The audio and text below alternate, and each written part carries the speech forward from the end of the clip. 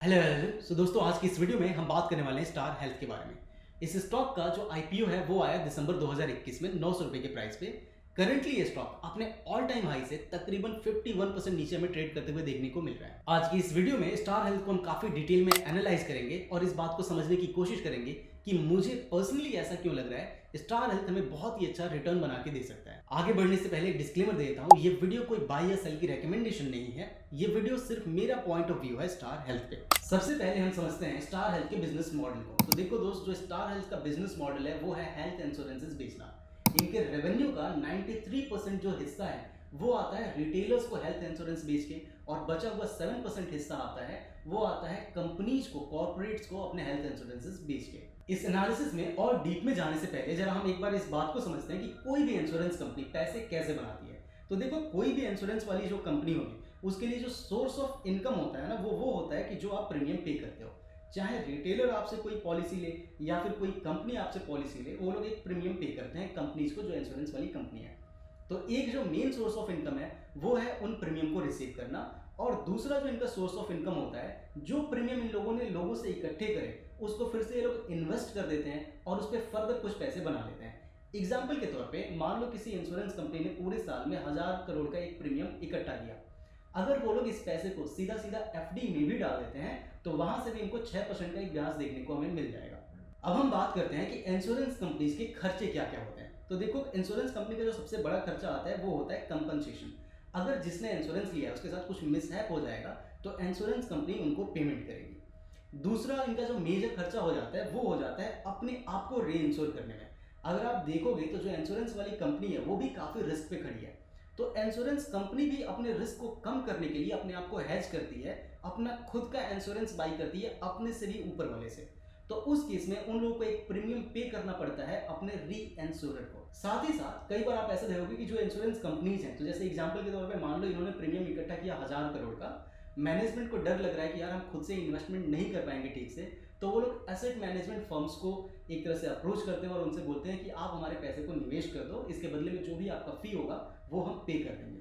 तो उस केसेस में कई बार आपको देखने को मिलेगा कि इन लोगों ने एसेट मैनेजमेंट की एक फी पे करी है।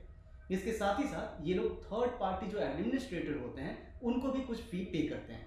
एग्जाम्पल के तौर पे आप ऐसा समझना कि बिहार में किसी बंदे ने स्टार हेल्थ से एक इंश्योरेंस बाई किया। 3 महीने के बाद से उसने अप्लाई किया कि मेरे 1 लाख रुपए की हॉस्पिटल का बिल है, ये पैसे आप रीइंबर्स कर दो। नाउ इस केस में स्टार हेल्थ कैसे इस चीज़ को क्रॉस चेक करे या फिर क्रॉस वेरीफाई करे कि यार ये जो बिल हमारे पास आ रहा है रीइंबर्समेंट के लिए ये लेजिट है। तो ऐसे केसेस में स्टार हेल्थ बहुत सारे ऐसे प्लेयर हैं थर्ड पार्टी वाले जिनको अप्रोच करती है और बोलती है कि आपका काम बस इतना है कि अगर कोई हमसे कोई अमाउंट क्लेम करता है तो आप बस वेरीफाई करके बता देना कि क्या ये लेजिट है या फिर नहीं है। तो उस केस में एक थर्ड पार्टी एडमिनिस्ट्रेटर होता है जिसको इंश्योरेंस कंपनीज को पे करना पड़ता है। सो आई होप आपको ये चीज़ क्लियर समझ में आई कि एक इंश्योरेंस कंपनी के इनकम के सोर्सेज क्या होते हैं और उनके लिए एक्सपेंसेस कहाँ कहाँ पे जाने होते हैं। इस एनालिसिस में और आगे बढ़ने से पहले कुछ और टर्म्स हैं जो हमारे लिए समझना बहुत जरूरी है। आप देखो, चाहे मेरी वीडियो देखो या फिर इन फ्यूचर खुद से भी एनालिसिस करोगे तो इन टर्म्स का जानना आपको बहुत जरूरी है। मैं यही रेकमेंड करूंगा, भले इस वीडियो की स्पीड थोड़ी बढ़ा के आप देख लो लेकिन वीडियो आपको कंप्लीट ही देखनी चाहिए। सबसे पहला, ग्रॉस रिटर्न प्रीमियम क्या होता है। तो देखो, एक इंश्योरेंस कंपनी पूरे साल में जो प्रीमियम इकट्ठा करती है उसे हम बोलते हैं gross return premium. Second, net return premium क्या होता है। तो आपने देखा ना कि इंश्योरेंस कंपनी जो भी प्रीमियम इकट्ठा कर रही है उसमें से कुछ हिस्सा खुद को इंश्योर करने के लिए री इंश्योरर को दे रही है। तो उस वाले अमाउंट को जब आप हटा देते हो तो जो अमाउंट बचता है उसे हम बोलते हैं नेट रिटर्न प्रीमियम। और जो अमाउंट आपने हटाया ना, एक इंश्योरेंस कंपनी खुद को इंश्योर करने के लिए जो अमाउंट पे करती है उसी वाले प्रीमियम को हम बोलते हैं सीडेड प्रीमियम, और यहीं से आता है सीडेड रेशियो। एक एग्जांपल से मैं आपको सीडेड रेशियो को समझा रहा हूं। जैसे आप इमेजिन करो किसी इंश्योरेंस कंपनी ने पूरे साल में 1000 रुपए का एक से ग्रॉस रिटर्न प्रीमियम इकट्ठा किया, जिसमें से उन्होंने सोचा कि इसमें से 100 रुपए हम पे कर देते हैं अपने आप को री इंश्योर करने के लिए एक थर्ड पार्टी को। नाउ इन दिस केस आप कह सकते हो कि जो सीडेड रेशियो है वो 10% है, क्योंकि आपने 1000 रुपए में से 10% पे कर दिया अपने आप को सेव करने के लिए। नेक्स्ट है रिटेंशन रेशियो। तो दोस्त, रिटेंशन रेशियो मतलब आपने अपने ग्रॉस रिटर्न प्रीमियम का वो हिस्सा जो आपके गले में आ गया। एग्जाम्पल के तौर पे मान लो इस केस में आप बात करोगे तो देखो, इंश्योरेंस कंपनी को 1000 रुपए का प्रीमियम इकट्ठा होगा जिसमें से री इंश्योर करने के लिए उन्होंने 100 रुपए खर्च कर दिए। तो कितना रुपए अभी इनके पास बच गया है, ग्रॉस रिटर्न प्रीमियम का 90% बच गया ना, तो यही 90% को हम बोलेंगे रिटेंशन रेशियो। अगला है लॉस रेशियो। तो लॉस रेशियो मतलब जितना लोगों ने आपसे क्लेम कर दिया। एग्जाम्पल के तौर पे मान लो आपने पूरे साल में 1 लाख रुपए का लोगों से प्रीमियम इकट्ठा किया, जिसमें से लोगों ने आपके पास क्लेम डाल दिया 70,000 रुपए का। इसका मतलब आपका लॉस रेशियो 70% का रहा। अगला है कमीशन। तो कमीशन जैसे कि जो भी एजेंट्स होते हैं ना, वो इंश्योरेंस को जब बेचते हैं तो उनको एक कमीशन जाता है, उसी अमाउंट को हम यहाँ पे बोलेंगे कमीशन। आगे हम बढ़ेंगे तो ये सबसे इंपॉर्टेंट है, कंबाइंड रेशियो क्या होता है। बेसिकली हर 100 रुपए को कमाने के लिए आपने कितना खर्चा किया, लेमन लैंग्वेज में आप समझना, उसी को हम कंबाइंड रेशियो बोल रहे हैं। आप लॉस रेशियो और कमीशन को जोड़ दो तो आपका कंबाइंड रेशियो आपको देखने को मिल जाएगा। ये 100% से जितना कम है उतना बेहतर है, 100 से जितना ज़्यादा है उतना ही बेकार है। एग्जाम्पल के तौर पे अगर कभी आपको कंबाइंड रेशियो 122% का दिखता है, मतलब कंपनी ने 100 रुपए कमाए लेकिन 122 रुपए खर्च कर दिए, तो 22% का उनको लॉस ही होगा। अगला है नेट प्रीमियम अर्न। तो नेट प्रीमियम मतलब कई बार क्या होता है कि लोग जब इंश्योरेंस लेते हैं तो एक ही साथ 3 साल या फिर 5 साल का पेमेंट कर देते हैं इंश्योरेंस कंपनीज को। उस केस में वो जो इंश्योरेंस कंपनी है वो सिर्फ उस साल का पैसा उस साल में रियलाइज करेगी, और बाकी जो बचा हुआ टेन्योर है उसमें उनको इंश्योरेंस डिलीवर करना है, तो जो एक्स्ट्रा पैसा आया है अगले साल का या फिर अगले के अगले साल का, वो उस साल में ही रियलाइज किया जाता है। तो इस साल में आप जितना पैसा रियलाइज करोगे उसे हम दिखाते हैं नेट प्रीमियम अर्न में, सेम ईयर में। बस इतना ही समझना था आपको, बाकी हम फिर से वापस आ जाते हैं सीधा स्टार हेल्थ पे। अब हम बात करते हैं स्टार हेल्थ के की स्ट्रेंथ की। तो सबसे पहला और सबसे मेजर जो स्ट्रेंथ है वो है डोमिनेंट मार्केट की पोजीशन। देखो दोस्त, ये लोग फिलहाल में लार्जेस्ट प्राइवेट हेल्थ इंश्योरर हैं इंडिया में, और अगर आप बात करोगे शाही प्लेयर्स की तो उसमें इन लोगों का अकेले मार्केट शेयर 59% का है। अगर आप रिटेलर के हेल्थ इंश्योरेंस की मार्केट की बात करोगे ना, तो उसमें अकेले इन लोगों का मार्केट शेयर 33% है, विच क्लियरली शोज कि इस वाले पर्टिकुलर फील्ड में, इस वाले पर्टिकुलर स्पेस में ये लोग मार्केट लीडर है। सेकेंड स्ट्रेंथ जो इनका मुझे लगा वो है कि जो इनका डिस्ट्रीब्यूशन नेटवर्क है वो काफी बड़ा है, और साथ ही साथ ये लोग इसको कंटिन्यूअसली इंक्रीज भी करते जा रहे हैं। ये 2024 के एनुअल रिपोर्ट से मैंने निकाला हुआ है। अगर आप फिलहाल में बात करोगे तो 7 लाख से भी ज़्यादा इनके एजेंट्स हैं जो इनके लिए इंश्योरेंसेस बेचते हैं, और 881 ब्रांचेज हैं इनके। तीसरा जो मेजर स्ट्रेंथ मुझे लगा वो है कि इनका जो फाइनेंशियल पोजीशन है वो काफ़ी स्ट्रॉन्ग देखने को मिल रहा है। अगर आप रेगुलेटरी रिक्वायरमेंट की बात करोगे ना, तो जो सॉल्वेंसी रेशियो है वो 1.5 टाइम्स की होनी चाहिए, लेकिन फिलहाल में अगर आप स्टार हेल्थ का देखोगे ये 2.29 टाइम्स पे है। जब कोविड का टाइम था तो उस समय पे इनकी सॉल्वेंसी रेशियो आई गेस काफ़ी नीचे चली गई थी, शायद ये 1.67 पे थी, लेकिन फिलहाल में बहुत ही बढ़िया हमें नंबर्स देखने को मिल रहा है। चौथा मेजर प्लस पॉइंट जो मुझे लगा, और साथ ही साथ कुछ लोगों को ये नेगेटिव भी लग सकता है, वो है इनका जो स्पेशलाइजेशन है हेल्थ वाले इंश्योरेंस में। ये इस मार्केट को काफ़ी अच्छे से समझते हैं, और मेरे हिसाब से एक अच्छी बात ये है कि ये लोग सिर्फ एक ही वाले वर्टिकल पे फोकस कर रहे हैं। अगर ये लोग सब में घुसने की कोशिश करेंगे तो ये जो मार्केट है इंश्योरेंस वाला, ये इतना ज़्यादा कॉम्पिटिटिव है कि मुझे लग रहा है जो जाइंट्स है ना, जो बड़े बड़े प्लेयर्स हैं, वो शायद इनको क्रश कर लेंगे। साथ ही साथ अगर आप ब्रांड की बात करोगे तो इनका जो ब्रांड प्रेजेंस है और जो ट्रस्ट है वो काफ़ी सही है। हमारे क्लास में भी एक लोग आते हैं, उनके पास खुद भी उन्होंने अपना किया हुआ है, शायद अपनी मदर का भी इंश्योरेंस लिया हुआ है, तो मैंने उनसे उनका एक्सपीरियंस पूछा तो उनका भी क्लियर कट कहना था कि सर इनका मतलब बढ़िया है, सारे काम कैशलेस हो जाते हैं, और जब से मैंने इंश्योरेंस लिया हुआ है 3 साल का, मेरा एक्सपीरियंस इनके साथ काफ़ी बढ़िया रहा है। बीच में इनका एक डेटा ब्रीच हो गया था, आज से आई गेस 2-3 महीने पहले, तो वो बोल रहे थे कि उसके बाद से मेरा थोड़ा कॉन्फिडेंस हिल गया है कि क्या मुझे इस कंपनी के साथ जाना चाहिए कि नहीं। तो यस, अगर आप माइनर लेवल पे, ग्राउंड लेवल पे जाके देखोगे तो लोगों को इतनी बातों से भी फर्क पड़ता है कि मेरा अगर डेटा किसी कंपनी को मैं दे रहा हूँ और वहाँ से डेटा लीक हो रहा है, तो मैं शायद इस कंपनी के साथ कंटिन्यू नहीं करने की कोशिश करूँगा। So now the question is कि अगर सारी चीज़ें इतनी ही अच्छी हैं, फिर शेयर के प्राइसेस 50% से डाउन आए ही क्यों? तो देखो, उसका जो सबसे पहला और सबसे मेजर रीजन है वो है कोविड-19 का जो इम्पैक्ट आया, उसकी वजह से जो कंपनी के पूरे नंबर्स है ना, वो पूरी तरह से हिल गए। मैं आपको कुछ डेटा दे रहा हूँ। जैसे ही वो कोविड वाला नंबर आया तो आप सोच के देखो कि कोविड के केस में सबसे ज़्यादा लोगों ने किस वाले इंश्योरेंस कंपनी से क्लेम डाले होंगे? हेल्थ वाले सेक्टर से। इनके पास उस समय जो लॉस का रेशियो था ना, वो 94.44% पे पहुंच गया था। अगर हम थोड़ा और आगे बढ़ेंगे तो देखना, ये जो लॉसेज आए कोविड के टाइम पे, वो 1 साल तक नहीं रहे, वो दूसरे साल में भी कैरी फॉरवर्ड किए हैं। यहाँ पे मैंने एनुअल रिपोर्ट से ये स्क्रीनशॉट निकाला है, मैं इसी चीज़ को यहाँ पे जूम करके दिखा रहा हूँ। तो जरा हम इन नंबर्स को देखते हैं। देखो, ये प्रॉफिट फॉर द ईयर की हम बात कर रहे हैं, 2016-17 प्लस, 2017-18 प्लस, 2018-19 प्लस, 19-20 प्लस, 20-21 में इन्होंने लॉस पोस्ट किया, वो भी बहुत बड़ा नंबर। और यहाँ से जो भी इसके शेयर होल्डर्स थे उनका ट्रस्ट एक तरह से हिल गया। देखो, इस पर्टिकुलर केस में मैं इस कंपनी को भी ब्लेम नहीं करूंगा, क्योंकि कोविड जैसी सिचुएशन किसी ने भी प्रेडिक्ट नहीं करी थी। चाहे वो कोई भी कंपनी थी जो हेल्थ इंश्योरेंस में है, सब पे ये इम्पैक्ट हमें देखने को मिला। अगर हम अगले साल की बात करें तो 2022 के एनुअल रिपोर्ट से मैंने ये स्क्रीनशॉट निकाला है। अगर आप यहाँ पे भी देखोगे तो ये जो लॉस था 1085 का, अगले वाले साल में फिर से इन्होंने 1039 का लॉस पोस्ट किया, जिसकी वजह से लगातार जो 2 साल के नंबर्स आए तो जो इन्वेस्टर्स हैं, जो शेयर होल्डर्स हैं, उनका कॉन्फिडेंस कहीं ना कहीं इस कंपनी से हिल गया।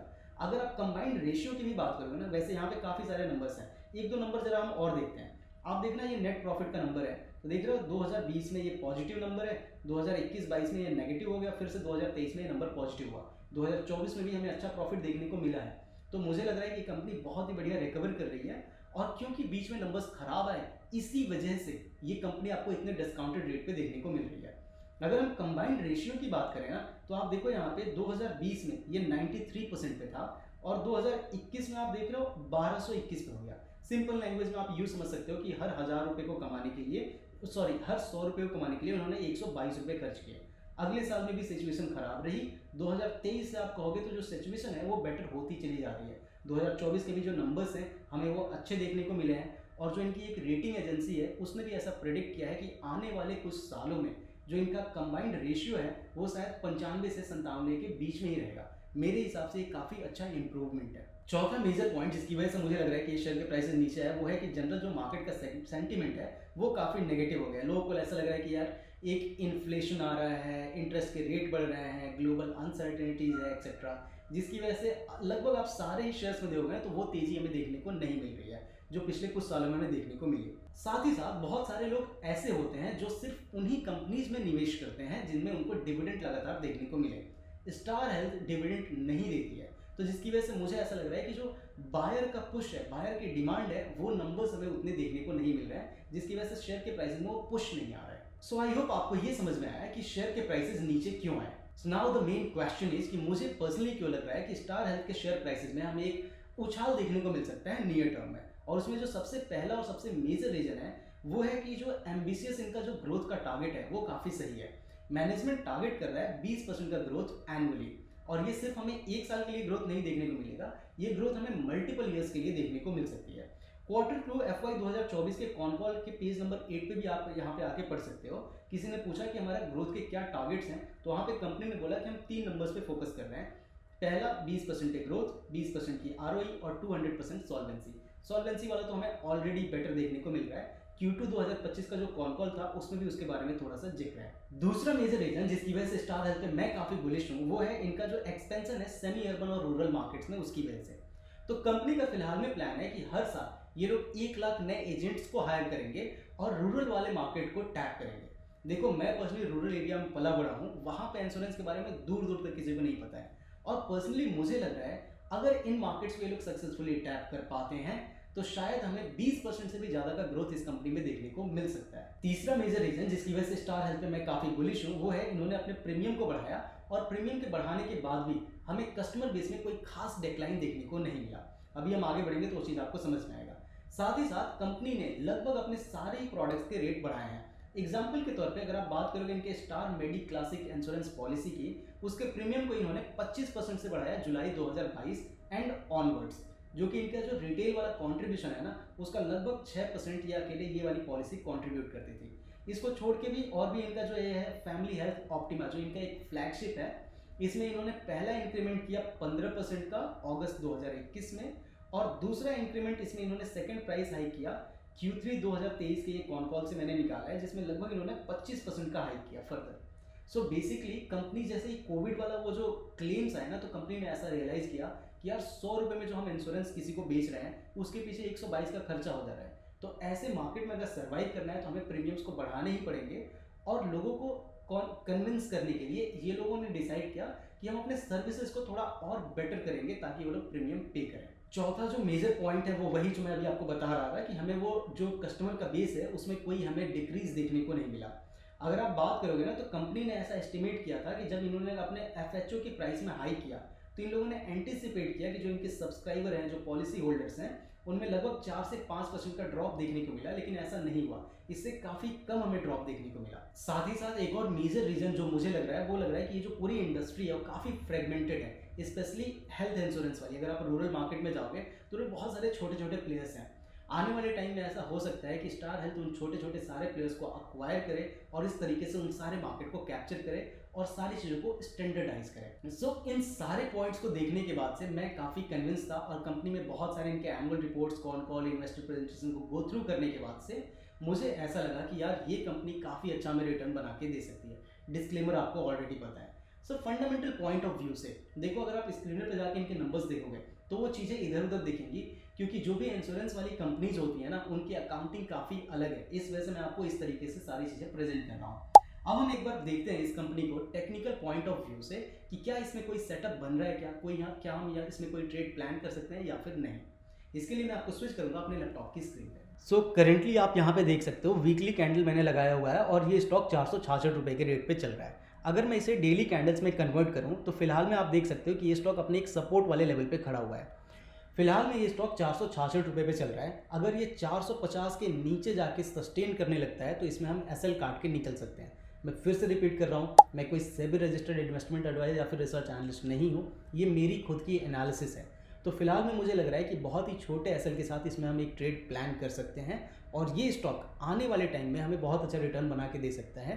इंश्योरेंस का सेक्टर एक प्रूवन सेक्टर है रिटर्न बना के देने के लिए अच्छे। मैं उम्मीद करता हूँ आज की इस वीडियो को देख के आपको स्टार हेल्थ के बारे में काफ़ी कुछ सीखने को मिला। अगर सीखने को मिला please hit the like and subscribe button. See you in the next video. Bye bye.